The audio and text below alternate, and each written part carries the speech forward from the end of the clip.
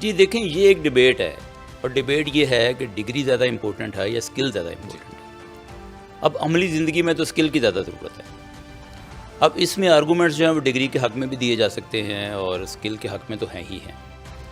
اب اس میں میری جو رائے ہے وہ یہ ہے کہ ڈگری جو ہے وہ چونکہ ایک مخصوص ٹائم طالب علم جو ہے وہ کیمپس میں گزارتا ہے، اور صرف ایک یا دو سکلز کے ساتھ ساتھ وہ بہت سارے ایسے کورسز بھی پڑھتا ہے جو اس کو ایک اچھا شہری بنانے کے لیے، ایک قانون پسند شہری بنانے کے لیے، اس کی کمیونیکیشن سکلز کو بہتر کرنے کے لیے، اس کے اندر مینجمنٹ کے سکلز کو پیدا کرنے کے لیے اس کے لیے ضروری ہیں۔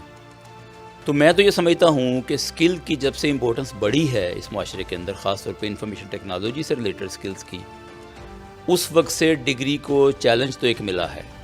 لیکن میری رائے یہ ہے کہ ڈگری کا معاملہ ابھی ختم نہیں ہوگا، اگلے بہت سارے سالوں تک اس دنیا کے اندر ڈگری کی اہمیت رہے گی۔